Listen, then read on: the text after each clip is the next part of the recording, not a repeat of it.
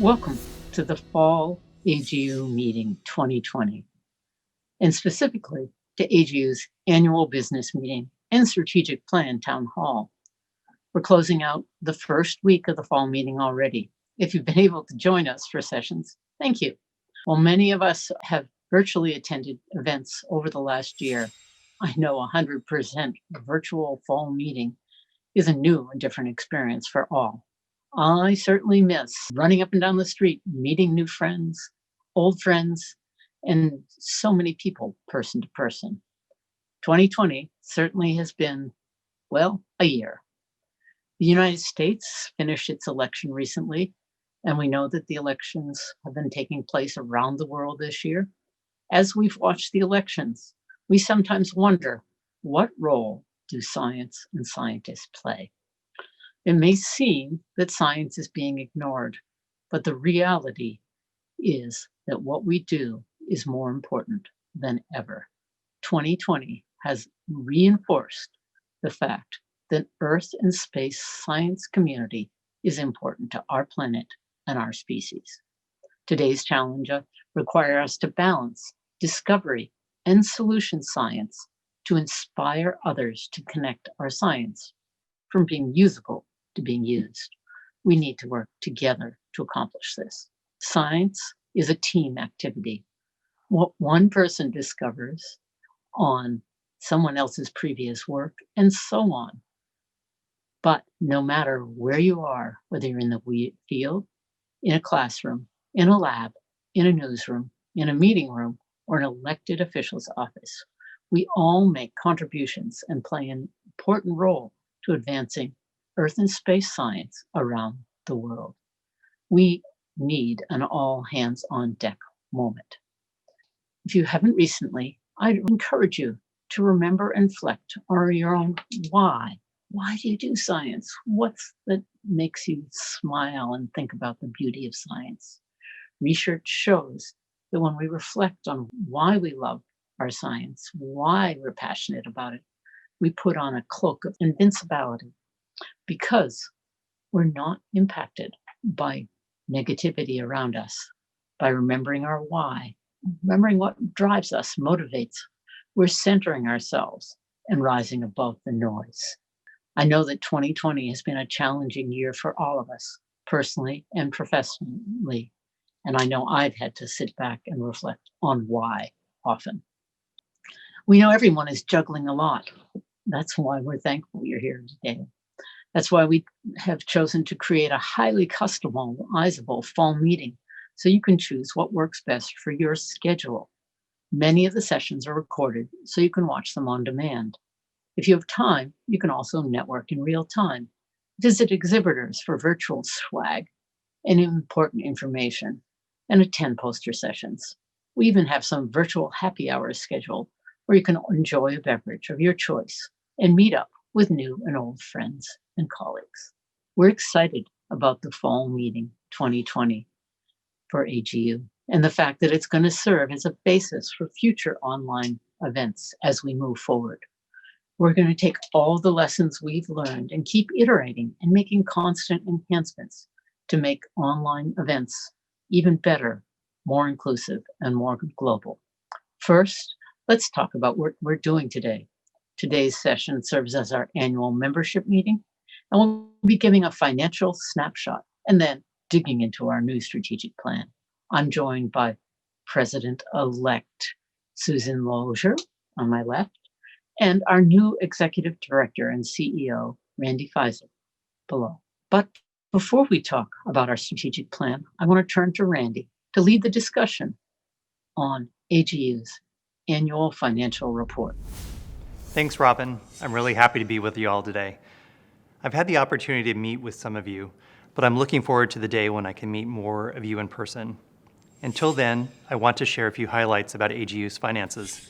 To summarize our most recent audited statements, at the end of 2019, AGU had about $120 million in net assets. This was several times our operating budget of almost $50 million, which means AGU is financially sound. Like any other organization, COVID-19 did create some financial and operational challenges. However, thanks to our long-term planning and our conservative approach to our finances, we have been able to weather this year and continue to invest in our community. We are all very cognizant of the fact that we must remain judicious stewards of our funds while continuing to meet our mission. But we'll share these details in late Q2 or early Q3 2021 in our annual report that we'll post on our website and discuss at our annual membership meeting. Being financially sound has meant we were able to invest more than $7 million for mission-related strategic initiatives in 2019. Let's get into some of the key initiatives and programs that we invested in last year. 2019 was officially our centennial birthday, and I know a lot of you joined in the multi-year celebration. I'm impressed, though not surprised, since I've met some of you who are passionate and tireless advocates for Earth and space sciences,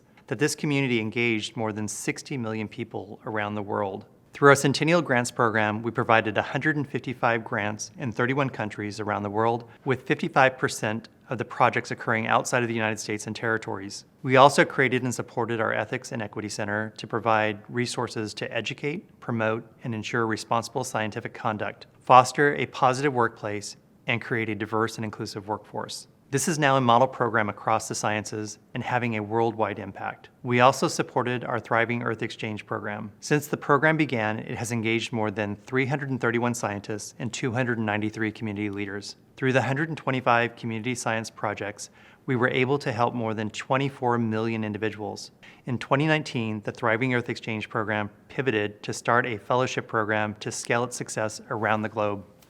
Let's watch a short video to remind us all about some of the great work our community did to celebrate the centennial.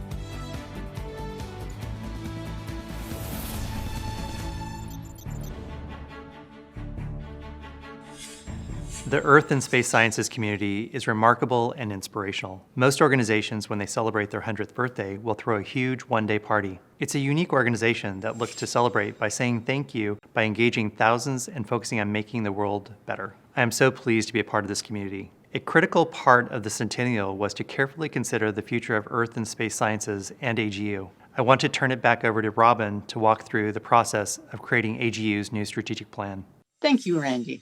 We're so glad that you've joined the AGU community and are working with us. Now, I want to take a step back and remind us of how we arrived at our new strategic plan. There are three truths that grounded and helped frame and guide the strategic planning process. First, we wanted to recognize and continue to foster the fundamental research conducted across AGU that is increasingly expanding to engage other disciplines. Second, thanks to this research, is the recognition that Earth and space science is absolutely essential for the health of our planet and our society in the 21st century. Our science is at the forefront of nearly all the challenges we're facing regarding human and environmental health, sustainability, energy, climate change, and a more secure future for all. Thus, the AGU community needs to be even more deeply invested and engaged broadly in these societal challenges. Third, that for these large needs and challenges, we must expand the participation in our community and partnerships worldwide and approach these goals with open arms and humility. These truths are embedded throughout the plan and are highlighted in the definition of AGU and our mission and vision. In summary, as Susan and I said in a joint email and from the Proud blog post, We are at the precipice of a moment that will affect and effect not only this current generation, but future generations.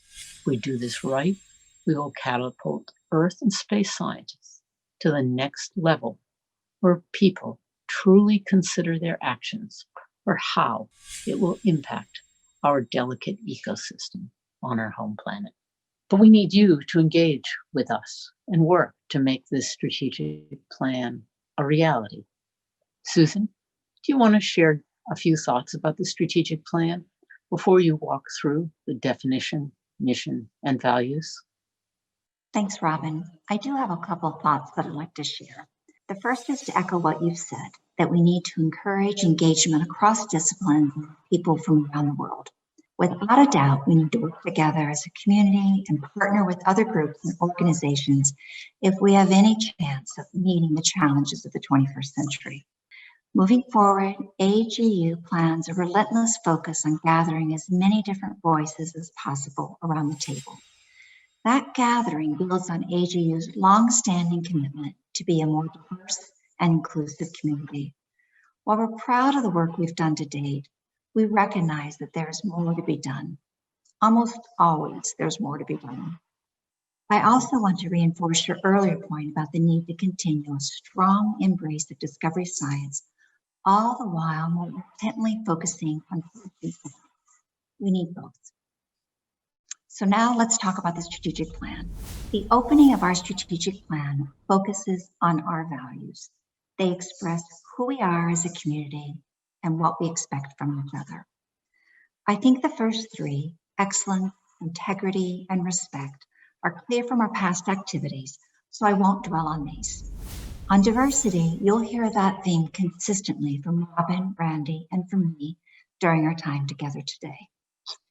I do want to spend a few minutes on the last two because we're placing a stronger focus on these values than we have in the past. While we have always encouraged collaboration, we now seek to broaden the type of partnerships we have. We're interested in working with partners such as organizations, other professional societies, government agencies, industries, etc., that share our goal of finding solutions to the 21st century challenges. Many of these challenges, such as ocean acidification and adaptation to sea level rise, require expertise beyond that which can be found in our current AGU community. Moving forward, AGU sees itself as a convener of those focused on solutions to particular challenges. At the start of our new plan, our initial work is focused on figuring out our priorities when it comes to solution science. Namely, we need to figure out where we want to put our resources and who we want to partner with. The AGU Council is currently grappling with these questions this month. Stay tuned for more information on this front. The last value listed here is a clear acknowledgement of our commitment to the next generation of AGU members and of our commitment to the citizenry of this world. We all have played a role in encouraging young people to take an interest in the geosciences, and we all have a responsibility to advocate for science literacy, science-based policy, and importantly, stewardship of the environment. Next is our new definition, vision, and mission statements. You'll see familiar language in these statements. I'll point out a couple of important differences from our previous statements. First, these statements make clear our commitment to discovery and solution science. I think you should by now be hearing that message loud and clear. Secondly, while in the years past we talked a lot about AGU members and AGU membership, the focus moving forward is on the broader AGU community. And that broader AGU community is the community that we convene around a shared approach to solution science. Let's move on now and talk about our three strategic goals. These goals provide a framework for AGU's work moving forward. Accompanying this strategic plan is an implementation plan that will necessarily be flexible since the situation on the ground will often determine which strategy can best be deployed to meet the goals we're about to tell you about. So each one of us is going to walk you through one of these goals, and I'm going to start with the goal on partnership. To meet this goal, there are 4 objectives.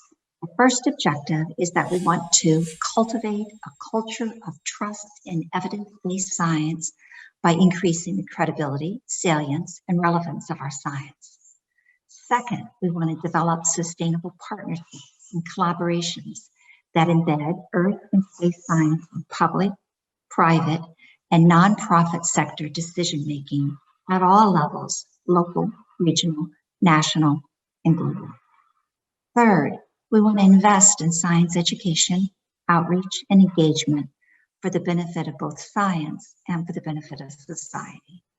And finally, we want to accelerate the advancement, impact, and democratization of earth and space science by co-creating scientific knowledge with the communities that create it.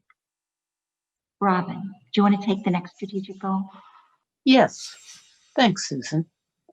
The next strategic goal we focused on is promoting science as a solution to societal challenges. To be clear, discovery and applied sciences are equal in importance since they feed on one another, and we need both. And it's a constant feedback and cycle between those two. Earth and space science must be deeply integrated with society going forward. As Randy mentioned earlier, and you saw from our video, we celebrated our centennial very differently. During our centennial celebration, our journal editors issued grand challenges called to scientists to come up with potential solutions to some of society's biggest challenges or issues. The grand challenges tasked our community to think beyond time and money, to truly think outside the box and reimagine both the problem and the solution. What the grand challenges reminded us all is that there's plenty of usable to use solutions in our community, that we need to increase that knowledge transfer from our community, that we need to increase knowledge transfer, engagement, and understanding at all levels. We need to tell the story of the problem that we're solving, how we arrived at the solution, so others understand and value how complicated yet fun and effective the process is, so everyone understands how science is instrumental in addressing societal challenges. Randy, do you want to take on the last strategic goal? Thanks, Robin. Yes. I am pleased to be able to dig, no pun intended, in a bit more about the strategic goal of promoting and exemplifying an inclusive scientific culture. AGU believes this is a top priority, and it's something that I personally feel is important too. I was drawn to AGU because my story intertwines well with the organization's.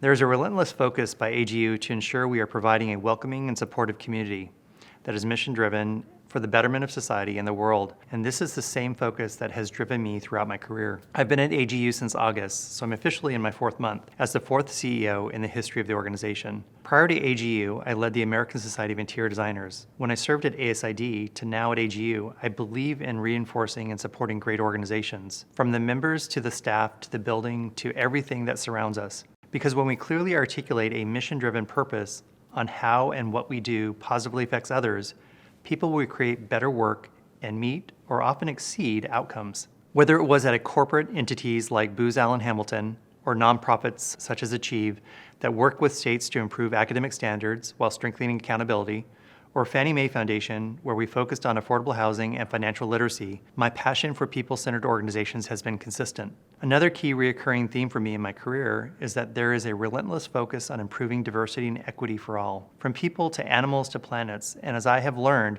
it's not just our solar system, but exoplanets too. We believe that this is not only looking at what we can control, such as our staff's diversity, but also how we can help create and retain talent throughout the community. In August, AGU President Robin Bell and President-elect Susan Lozier released 8 deliberate actions that AGU is taking to remove systemic racism from the earth and space sciences. We succeed as a community and will help save our planet only when we are truly inclusive and diverse. As Robin and Susan stated, our commitments impact where we invest our money, how we select our leaders, how we share our science, what work we do, honor and reward, and how we foster the next generation of scientists and leaders. I am so proud to be part of our community that is mission-driven to supporting diversity and being more inclusive. Susan's going to walk us through what's next, since she's our 2021 president. Thanks, Randy. I am excited to be stepping into the role as AGU president starting in January 2021. I'm also excited to be working with Lisa Gromlich, who will be our new president. So what's next for the strategic plan and for AGU? This is where we will keep working with Randy and the AGU staff to develop the implementation plan. Since Randy joined us in August, we've been focused on creating objectives and metrics to measure progress toward these goals. Once we have finalized the implementation plan, we'll consider what's realistic given the challenges of 2021 and beyond. What we do and when we do it will depend on the evolution of this damn pandemic, of course, as well as on the state of our finances. And it will also depend on the partnerships we formed. Basically, as we implement these goals, we need to maintain some flexibility as we move forward. Implementing our new plan does not just mean building new programs.